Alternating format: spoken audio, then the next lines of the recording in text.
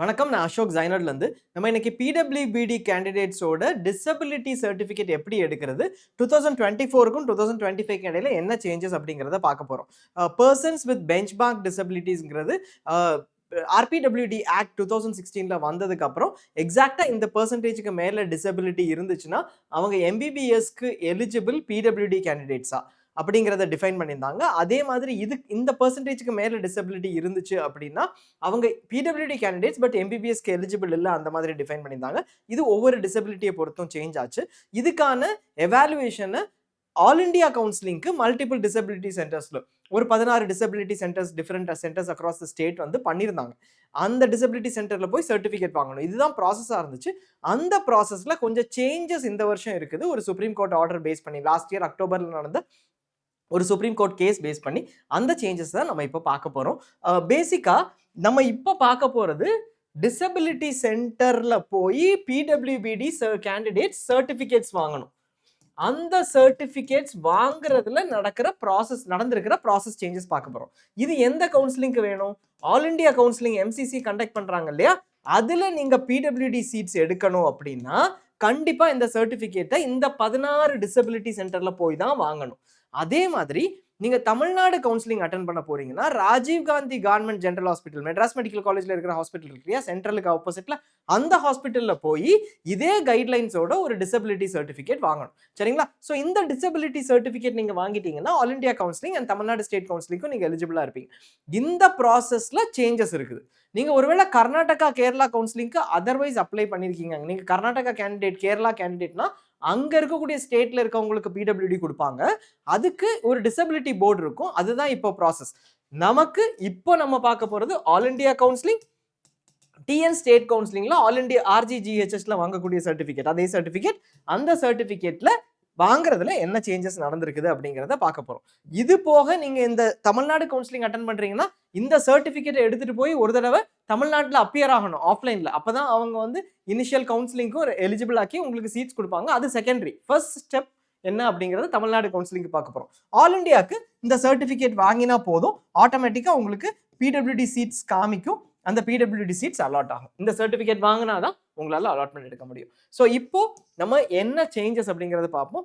Persons with bench mark disabilities, இந்த PWBD தான் ஏற்கனவே இருந்துச்சு. பெஞ்ச் மார்க் டிசபிலிட்டிஸ் அப்படின்னா ஒவ்வொரு டிசபிலிட்டி, லோகோமோட்டர் டிசபிலிட்டினா நம்மளுடைய கை கால்கள்ல இருக்கக்கூடிய டிசபிலிட்டி, அது பேஸ் பண்ணி நீங்க 3 கிளாஸா பிரிப்பாங்க. யூஸ்வலா லோகோமோட்டர் டிசபிலிட்டி எப்படி இருக்குது அப்படிங்கிறத பொறுத்து ஒன்னு லெஸ் தேன் இத்தனை பெர்சன்டேஜா இருந்தீங்க அப்படின்னா நீங்க வந்து டிசபிலிட்டி பிடபிள்யூடி கேட்டகரிக்கு கீழே வரமாட்டீங்க.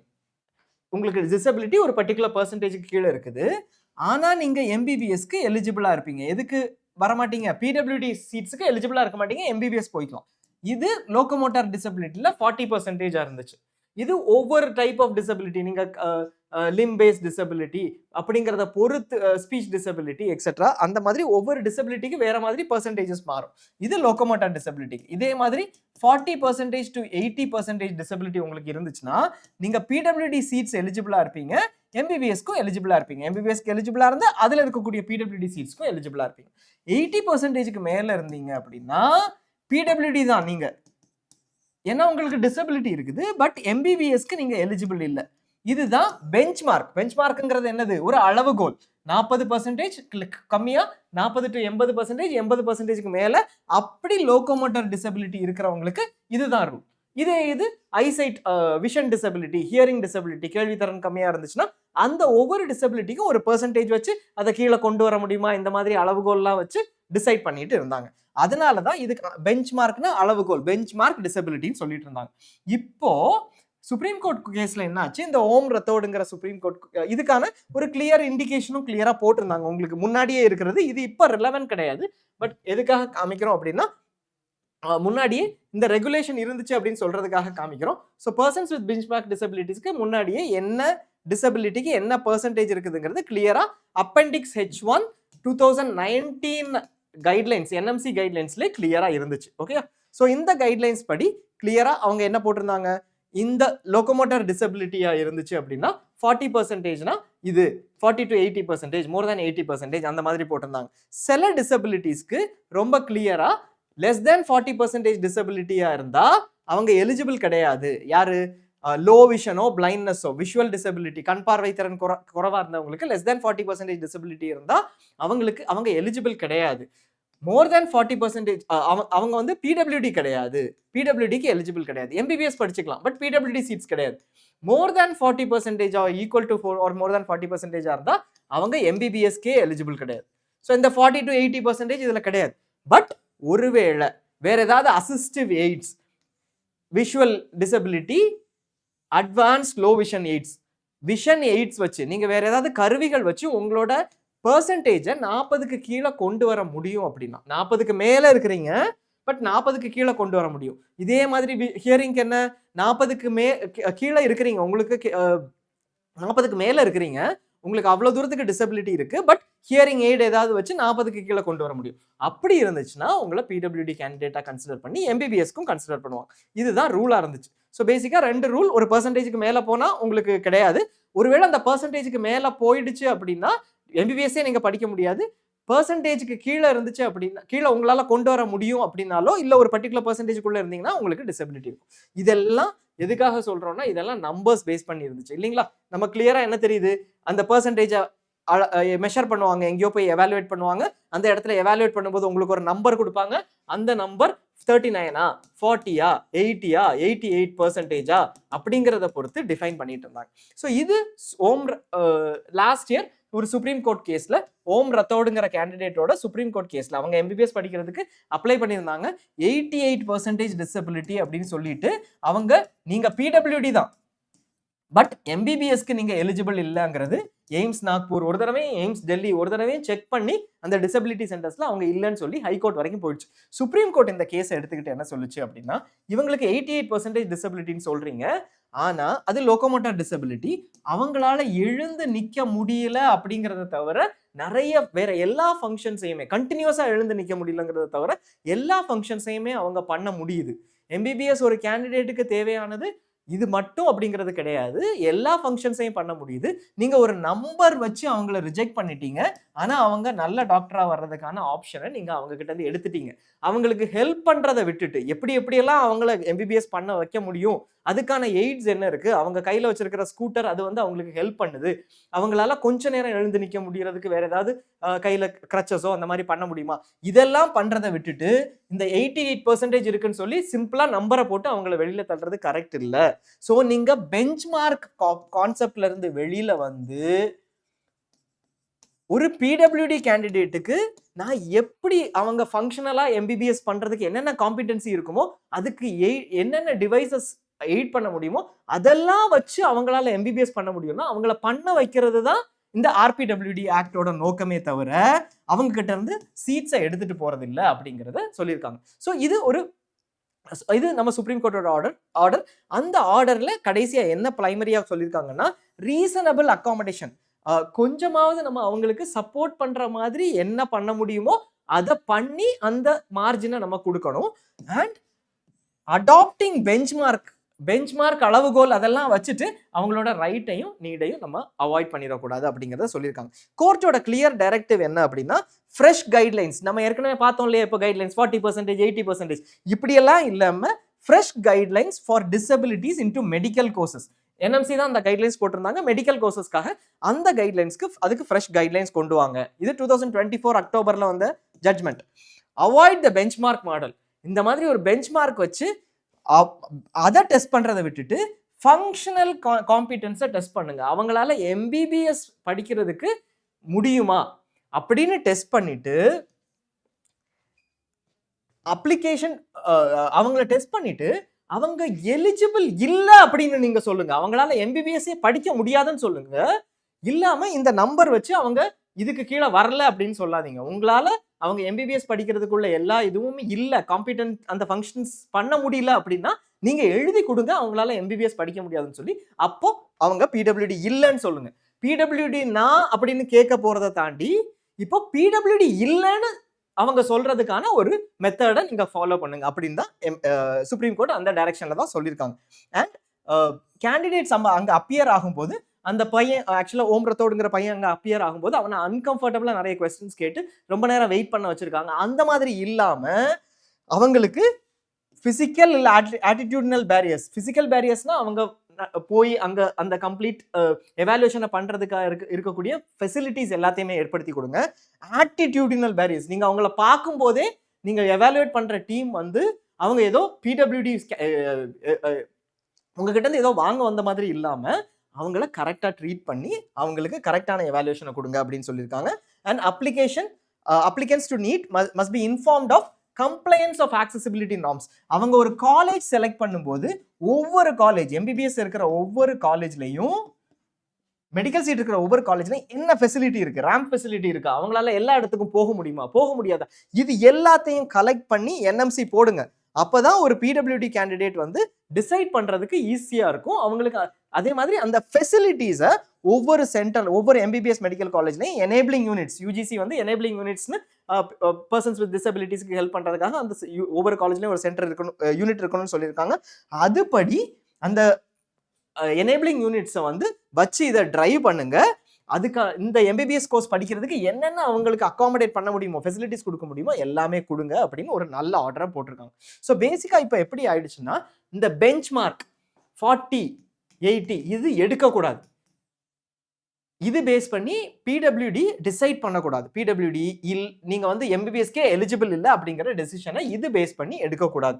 அவங்க பிடபிள்யூடியா இருந்தால் அவங்க ஏன் இன்எலிஜிபிள்ங்கிறத ப்ராப்பரான ஸ்போக்கன் ஆர்டர்ல ரிட்டர்னா கொடுத்துட்டு அப்போ அவங்கள இன்எலிஜிபிள்னு சொல்றதுக்கு தான் பண்ணணும். அப்படிங்கிற இன்எலிஜிபிள்ங்கிறதுக்கு நீங்க ஒரு ரீசன் கொடுக்கணும். அவங்க உள்ள வரும்போது பிடபிள்யூடியா தான் இருப்பாங்க, போய் எவாலுவேட் பண்ண போகும்போது நீங்க அவங்கள புதுசா பிடபிள்யூடி ஆக்க போறது இல்லை. பிடபிள்யூடி எம்பிபிஎஸ்க்கு எலிஜிபிள் இல்லைங்கிறத தான் நீங்க சொல்லணும். அப்போதான் நாங்க அவங்கள பிடபிள்யூடி இல்லைன்னு சொல்லுவோம். அப்படிங்கிற மாதிரி ஒரு டிசிஷனுக்கு மூவ் பண்ணியிருக்காங்க. இப்போ 2025-26க்கு என்எம்சியால இருக்கிற டைம்ல கைட்லைன்ஸை கிளியரா கொண்டு வர முடியல. ஸோ என்எம்சி இந்த வருஷத்துக்கு டெம்பரரி கைட்லைன்ஸ் ஒன்று ஆஃபர் பண்ணியிருக்காங்க. ஸோ அவங்கள பொறுத்த வரைக்கும் first ஸ்டார்டே whoever possesses a valid ID card with benchmark disabilities, அந்த லோகோமோட்டர் டிசபிலிட்டி அதெல்லாம் இருக்கு இல்லையா, அந்த டிசபிலிட்டிஸ் இருக்கக்கூடிய ஒரு யூடி ஐடி கார்டு, சரியா, யூடி ஐடி கார்டு உங்ககிட்ட யூனிவர்சல் டிசபிலிட்டி ஐடி கார்டு நம்ம Ministry of Social Justice and Empowerment கீழே persons with disabilities Department of Empowerment PWD டிபார்ட்மெண்ட்டுக்கு கீழே உங்களுக்கு UD ID card mostly PWD கேண்டிடேட்டாக இருந்தால் இது வச்சிருப்பீங்க. இருந்துச்சு அப்படின்னா நீங்க அந்த ப்ராசஸ்க்கு டிசபிலிட்டி சென்டருக்கு போறீங்கல்ல, அப்போ நீங்க பிடபிள்யூடி கேண்டிடேட் தான். இதுதான் ஸ்டார்ட் பாயிண்ட், சரிங்களா. நீங்க அங்க போய் சர்டிபிகேட் வாங்கினதுக்கு அப்புறம் இல்ல, நீங்க போகும்போது ஒரு பிடபிள்யூடி கேண்டிடேட்டா போறீங்க. அண்ட் உங்க நீட் யூஜி ஸ்கோர் எடுத்துட்டு போகணும். யூடிஐடி கார்டு இருக்கும் இல்லையா, யூடிஐடி கார்டு நீங்க பார்த்துருப்பீங்க. இந்த யூடிஐடி கார்டை எடுத்துட்டு போகணும், கண்டிப்பா எடுத்துட்டு போகணும். இது எடுத்துட்டு போகலன்னா பிடபிள்யூடி சர்டிபிகேட் கிடைக்காது. யூடிஐடி கார்டு எடுத்துட்டு போகணும். செல்ஃப் சர்டிபிகேஷன் ஃபார்ம்னு ஒன்று போட்டிருக்காங்க. நீங்களே சர்டிஃபை பண்ணுவீங்க. என்ன சர்டிஃபை பண்ணுவீங்க? அப்பெண்டிக்ஸ் ஏ, அப்பெண்டிக்ஸ் B-F அதை காமிக்கிறோம். அந்த செல்ஃப் சர்டிஃபிகேஷன் ஃபார்ம்ல ஒன்று நாங்கள் வந்து இந்தந்த பிடபிள்யூடி இந்த பர்டிகுலர் டைப் ஆஃப் டிசபிலிட்டி எனக்கு இருக்குது, hearing, vision, locomotor disability, specific learning disability அந்த மாதிரி இருக்குது அப்படிங்கிறத நீங்கள் அதில் மென்ஷன் பண்ணி நீங்கள் சர்டிஃபை பண்ணி ஒரு நோட்ரி ஸ்டாம்ப் பேப்பர்ல நோட்ரி கிட்ட கையெழுத்து வாங்கி அதை நீங்க கொண்டு போகணும். நீங்களே லீகலா சர்டிஃபை பண்றீங்க. நோட்ரி வந்து உங்க பக்கத்திலே இருப்பாங்க, அவங்க கிட்ட சர்டிஃபை பண்ணி நீங்க இதை எடுத்துட்டு போகணும். அண்ட் கேண்டிடேட்டுக்கு டிசபிலிட்டி கேட்டகரி, நீங்க ஹியரிங் டிசேபிள்ட் அப்படின்னா அதுக்கு ஒரு ஃபார்ம் கொடுத்துருக்காங்க. அதுல என்ன டைப் ஆஃப் டிசபிலிட்டி ஹியரிங்குள்ள அப்படின்னு இருக்கும், அந்த ஃபார்மையும் எடுத்துட்டு போகணும். இது என்எம்சி ஏற்கனவே ப்ரொவைட் பண்ணியிருக்காங்க. இப்போ அந்த ஃபார்ம்ஸை காமிக்கிறோம். அது எம்சிசியோட அந்த நோட்டிஃபிகேஷன்ல இருக்குது. அதை டிசபிலிட்டி சென்டருக்கு எடுத்துட்டு போனதுக்கு அப்புறம் அங்க உங்களோட ஃபங்க்ஷனல் காம்பிடன்ஸை மெஷர் பண்ணுவாங்க. நீங்க பிடபிள்யூடியா இல்லையான்னு மெஷர் பண்ண மாட்டாங்க.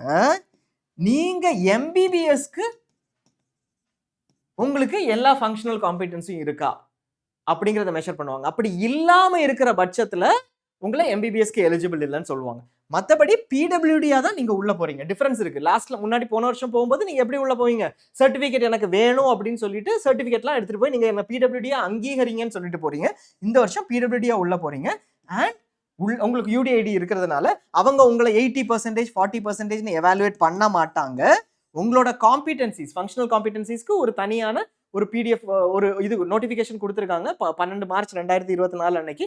அதை பேஸ் பண்ணி எவாலுவேட் பண்ணுவாங்க. எம்பிபிஎஸ்க்கு உங்களுக்கு உங்களால பண்ண முடிகிற அளவுக்கு உங்களுக்கு அந்த காம்பிடன்சி இருக்கா அப்படிங்கிறது. And everything should be in a speaking order form. அதாவது இவங்களை நான் ரிஜெக்ட் பண்றேன், இவங்க இன்எலிஜிபிள் நான் சொல்றேன்னா கிளியரா எழுதி ஏன் இன்எலிஜிபிள்னு சொல்றேங்கிறத அந்த டிசபிலிட்டி கமிட்டி சொல்லணும், மெடிக்கல் போர்டு சொல்லணும் அப்படிங்கிறத தெளிவா பண்ணியிருக்காங்க. ரீசன்ட் டிசிஷன் என்னெல்லாம் பாசிபிள் அப்படிங்கிறத பார்த்துட்டு இவங்களுக்கு என்னெல்லாம் சப்போர்ட் கொடுத்தா அவங்கள எம்பிபிஎஸ் பண்ண முடியும், வைக்க முடியும் அப்படிங்கிறத பார்த்துட்டு அப்படி இல்லாத பட்சத்தில் தான் இவங்க எம்பிபிஎஸ்கே எலிஜிபிள் இல்லை அப்படிங்கிறத சொல்லணும்.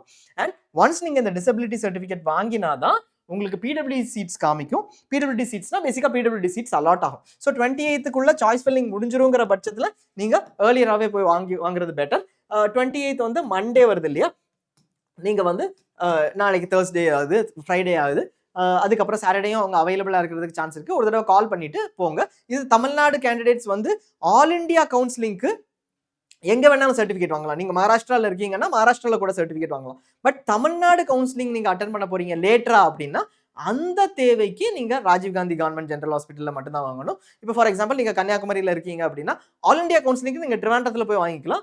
அந்த சர்டிஃபிகேட்டே வேலிட் தான். சிஸ்டம் வந்து இன்ட்ரா எம்சிசி சிஸ்டமில் டேரெக்டாக போயிடும். பட் தமிழ்நாடு கவுன்சிலிங்க்கு நீங்கள் ராஜீவ்காந்தியில் எப்படியும் ஒரு தடவை வாங்க வேண்டியிருக்கும். அண்ட் இது முடிச்சதுக்கு இதுல ஒரு முக்கியமான விஷயம், இப்போ நமக்கு இந்த சர்டிஃபிகேட் உங்களுக்கு எப்படி கிடைக்கும்? சர்டிஃபிகேட் வந்து உங்களுக்கு இந்த பிடபிள்யூடி எவாலுவேஷன் முடிச்சதுக்கு அப்புறம், டிசபிலிட்டி சென்டர் போய் எவாலுவேஷன் முடிச்சதுக்கு அப்புறம் கிடைச்சிரும். நாங்க சொன்ன டாக்குமெண்ட்ஸ் தவிர வேற எந்த டாக்குமெண்ட்டுமே நீங்க எடுத்துட்டு போக வேண்டியதில்லை. யூடிஐடி மட்டும் தான் கேட்டிருக்காங்க. மெடிக்கல் ரிப்போர்ட்ஸ் கொண்டு போங்க, பட் யூடிஐடி தவிர வேற எந்த டாக்குமெண்ட்டும் எடுத்துட்டு போகணுங்கிறது அவங்க சொல்லலை, யாரும் அதை கேட்கவும் கூடாது ஆக்சுவலா. ஸோ இப்போ இந்த பிடபிள்யூடி நோட்டிஃபிகேஷன் எங்க போட்டிருக்காங்கன்னா எம்சிசி போர்ட்டல்ல பிடபிள்யூடி நோட்டிஃபிகேஷன் போட்டிருக்காங்க. இதுல என்ன எடுத்துட்டு போகணும் அப்படிங்கிறதையும் கிளியரா போட்டிருக்காங்க. இந்த செல்ஃப் சர்டிஃபிகேஷன் ஃபார்ம்ஸையும் நம்ம பார்த்துருவோம். இது வந்து அசஸ்மெண்ட் ஃபார்ம். இது யார் ஃபில் பண்ணுவாங்க அப்படின்னா அந்த கேண்டிடேட், அந்த உங்களோட நீங்க போறீங்க இல்லையா அந்த மெடிக்கல் போர்டு வந்து ஃபில் பண்ணுவாங்க. இதை நீங்க பிரிண்ட் அவுட் எடுத்துட்டு போக வேண்டியதில்லை. இந்த அசஸ்மெண்ட் ஃபார்ம் அவங்களுக்கானது. அவங்க யூஸ்வலா ஒரு பிரிண்ட் அவுட் எடுத்து எம்சிசி போர்ட்டல்லே உங்களுக்கு கொடுப்பாங்க கம்ப்ளீட்டா. அதுதான் உங்களுக்கான பிடபிள்யூடி சர்டிஃபிகேட்டா இருக்கும். இதே ஃபார்மேட்ல இருக்கும். இதை நீங்க பிரிண்ட் அவுட்லாம் எடுத்துட்டு போகணுங்கிறது இல்லை, வேணும்னா ஒரு பிரிண்ட் அவுட் எடுத்துக்கோங்க. அடுத்தது உங்களுக்கு இருக்கிறது நீங்க எடுத்துட்டு போக வேண்டிய அஃபிடவிட்ஸ். ஸோ நீங்க எடுத்துட்டு போக வேண்டிய அஃபிடவிட்ஸ் எது எது அப்படின்னா ஒரு காமன் ஃபார்ம். One second. இந்த ஷெட்யூல் 1ல இருக்கிற அஃபிடவிட், இது ஒரு செல்ஃப் சர்டிஃபிகேஷன் அஃபிடவிட், யாருனாலும் எடுத்துட்டு போகணும். இதுல உங்களுக்கு என்ன type of disability, UDID card படி எத்தனை பெர்சன்டேஜ் அப்படிங்கிறத நீங்க எடுத்துட்டு போகணும். அதுல இருக்கிறத நம்ம சொல்லிட்டோம், திருப்பி போய் அவங்க பெஞ்ச் மார்க் பண்ண போறது இல்லை. யூடிஐடியில் இருக்கிறத மட்டும்தான் அவங்க எடுத்துப்பாங்க. ஆல்ரெடி நீங்க பிடபிள்யூடி தான் அப்படி இருந்தீங்கன்னா. ஒருவேளை நீங்க இதுல ஹியரிங்னு செலக்ட் பண்ணிருக்கீங்க, ஏன்னா உங்களுக்கு ஹியரிங் டிசபிலிட்டி அப்படி இருந்துச்சு அப்படின்னா இங்க ஹியரிங் இம்பேர்மெண்ட் அந்த பிடிஎஃப் எடுத்துட்டு போகணும். இதை பிரிண்ட் அவுட் பண்ணி இதுல உங்களுக்கு வந்து என்ன பர்டிகுலர் டிவைஸ் வச்சு கம்யூனிகேட் பண்ணா உங்களுக்கு டிசபிலிட்டி குறையும் அப்படிங்கிறதையும் எஸ் ஆர் நோ போட்டுட்டு இங்க என்ன டிசபிலிட்டி அப்படிங்கிறதையும் போட்டுட்டு நீங்க எடுத்துட்டு போகணும். இது ரெண்டையுமே யார்கிட்ட சைன் வாங்கி எடுத்துட்டு போகணும்? ஒரு ஸ்டாம்ப் பேப்பர்ல பெட்டர் எடுத்துட்டு போய் நோட்டரி பப்ளிக் கிட்ட சைன் வாங்கி நீங்க இதுல சைன் பண்ணணும். யாரு கேண்டிடேட் இதுல சைன் பண்ணணும், இதுல நோட்டரி பப்ளிக் சைன் பண்ணுவாங்க. சைன் பண்ணி சீல் வச்சு ஸ்டாம்ப் பேப்பர்ல உங்களுக்கு அதை பிரிண்ட் பண்ணிட்டு கொடுப்பாங்க. அதுதான் உங்களுக்கான சர்டிபிகேட்ஸ். இது ரெண்டையுமே நீங்க அப்படி எடுத்துட்டு போனீங்க அப்படின்னா அதுவே சஃபிஷியண்டா இருக்கும். ஓகேங்களா? ரெண்டையும் நோட்டரைஸ் பண்ணணும், மிஸ் பண்ணிடாதீங்க. 2 சர்டிபிகேட் எல்லாருக்குமே இருக்கும். ஒன்னு காமனா என்ன டிசபிலிட்டின்னு சொல்ற சர்டிபிகேட், இந்த certificate annexure appendix A. In case let's say நீங்க வந்து அப்பெண்டிக்ஸ் ஏல வந்து விஷுவல் டிசபிலிட்டின்னு சொல்லியிருந்தீங்க அப்படின்னா இங்க வந்து பாப்பீங்க அப்பெண்டிக்ஸ் எஃப் எடுத்துட்டு போவீங்க, 2வது சர்டிபிகேட்டா. இதையும் எல்லாத்தையும் ரெண்டையுமே நோட்டரைஸ் பண்ணி எடுத்துட்டு போவீங்க. இதுதான் சர்டிபிகேட்ஸ். இப்போ இதுல ஒரு முக்கியமான விஷயம் என்ன சொல்லியிருக்காங்க அப்படின்னா கவுன்சிலிங், ஸ்டேட் கவுன்சிலிங்க்கு ஆப்வியஸா என்எம்சி தான் இது எல்லாமே டிஃபைன் பண்ணுது. சுப்ரீம் கோர்ட் என்எம்சி கிட்ட தான் சொன்னாங்க, எம்பிபிஎஸ் சீட்ஸுக்காக தான் சொன்னாங்க. கிளியரா? ஆர்டரே எம்பிபிஎஸ் சீட்ஸுக்காக என்எம்சியில் என்எஸ்விக்கு தான் சொல்லியிருக்காங்க. இதுக்கு ஆல் இண்டியா கவுன்சிலிங்க்கும் பொருந்தும், எல்லா ஸ்டேட் கவுன்சிலிங்க்கும் பொருந்தும். ஸோ சுப்ரீம் கோர்ட் என்னென்ன சொல்லியிருக்காங்களோ அதை பேஸ் பண்ணி என்எம்சி என்னென்ன கைட்லைன்ஸ் போட்டிருக்காங்களோ எல்லாமே ஸ்டேட் கவுன்சிலிங்க்கும் பொருந்தும். அதாவது ஒரு ஸ்டேட்டும் தனியா ஒரு டிசபிலிட்டி போர்டு வச்சு பெஞ்ச்மார்க் டிசபிலிட்டிஸை இத்தனை பெர்சன்டேஜ் அவங்க எவாலுவேட் பண்ணி இனி பண்ணக்கூடாது. இதுதான் ரூல். சரிங்களா? ஸோ ஆக்சுவலாக அதை தான் இங்கே சொல்லியிருக்காங்க. இந்த என்எம்சியோட கைட்லைன்ஸ்லேயே, இந்த எம்சிசியோட நோட்டீஸ்ல கூட 85% ஸ்டேட் கோட்டாக்கு ஸ்டேட் டிசபிலிட்டி போர்டுக்கு தான் சர்டிஃபிகேட் அப்டைன் பண்ணணும். ஆனால் எவாலுவேஷன் எப்படி பண்ணணும்? என்எம்சி கைட்லைன் இப்போ கொடுத்துருக்காங்க இல்லையா, நம்ம சொன்ன கைட்லைன் அதுபடி தான் எவாலுவேட் பண்ணணும். சுப்ரீம் கோர்ட் இப்படியே சொல்லியிருக்காங்க. யுடிஐடி வச்சு தான் நீங்க டிஃபைன் பண்ணணும் டிசபிளா இல்லையா அப்படிங்கிறது. நீங்க எவாலுவேட் பண்ணக்கூடாது. நீங்க அவங்க எம்பிபிஎஸ்க்கு பண்ண முடியுமாங்கிறது மட்டும் தான் நீங்க எவாலுவேட் பண்ணணும்னு சொல்லியிருக்காங்க. இதுதான் ஆர்டர். ஸோ இதுல வந்து ஒரு ஜென்யூனா டிசபிலிட்டி பிடபிலிட்டி இருக்கிற கேண்டிடேட்ஸ் எல்லாத்துக்குமே இது ஒரு பெரிய அட்வான்டேஜ். ஏன்னா நிறைய பேர் வந்து இதுக்கு மேல டிசபிலிட்டி இருந்தாலும் படிக்க முடியும்னு நினைக்கிற கேண்டிடேட்ஸை வந்து ஏதோ ஒரு ரீசனுக்காக ரிஜெக்ஷன் நடந்துச்சு. பிளஸ் அந்த இடத்துக்கு டிசபிலிட்டி சென்டர்ஸ்க்கு போகும்போது நிறைய ஃபெசிலிட்டி நிறைய இஷ்யூஸ் இருந்துச்சு அவங்களுக்கு. கொஞ்சம் கொஞ்சமா இந்த ஆர்டருக்கு அப்புறம் குறையும்னு எக்ஸ்பெக்ட் பண்ணலாம். பட் ஒரு சின்ன பார்ட்டும் அடிஷ்னலா இருக்குது. யுடிஐடி பேஸ் பண்ணி அப்படிங்கிறதுனால ஒரு பெரிய நிறைய நிறைய பேர் வந்து போறவங்க ஜென்யூனான கேண்டிடேட்ஸா இருப்பாங்க. ஒரு ஸ்மால் செட் ஃபேக்கா சர்டிபிகேட்ஸ் வாங்க போவாங்க. அந்த மாதிரி செட் ஆஃப் கேண்டிடேட்ஸ் வந்து முன்னாடி டிசபிலிட்டி சென்டருக்கு போகும்போது அவங்கள ஸ்ட்ராங்கா ஸ்டாப் பண்றதுக்கான ஒரு மெக்கானிசம் இருந்துச்சு. இப்போ அந்த மெக்கானிசம் வந்து எப்படி ஸ்ட்ராங்கா பண்ண போறாங்கிறத நம்ம வெயிட் பண்ணி பார்க்கணும். ஏன்னா யுடிஐடி வச்சு எடுத்துட்டு போறதுக்கு அப்புறம் அதுக்கப்புறம் ரிஜெக்ஷன் தான் பண்ண முடியுங்கிறதுனால அந்த மெக்கானிசமுக்கு எப்படி அதை அட்ரஸ் பண்ண போறாங்கிறத மட்டும் நம்ம திருப்பி வெயிட் பண்ணி பார்க்கணும். ஜென்யூனான கேண்டிடேட்ஸ்க்கு இது ஒரு நல்ல இனிஷியேட்டிவ். அண்ட் நீங்க போறீங்க அப்படின்னா உங்களுக்கு அங்க இருக்கிற ஃபெசிலிட்டிஸும் இல்ல காலேஜஸ்ல இருக்கக்கூடிய ஃபெசிலிட்டிஸ் எல்லாம் தெரிய வந்துச்சு. இந்த வருஷம் இல்லைனாலும் அடுத்த வருஷம் தெரிய வந்துச்சுன்னா பிடபிலிட்டி கேண்டிடேட்ஸ்க்கு இது ஒரு நல்ல அட்வான்டேஜா இருக்கும். Thanks a lot for watching. நீங்க உங்களுக்கு ஏதாவது queries இதுல இருக்குது அப்படின்னா நீங்க கால் பண்ணுங்க. Zainer இருக்கு. We'll support you in helping you get a proper disability certificate for genuine candidates. Thank you.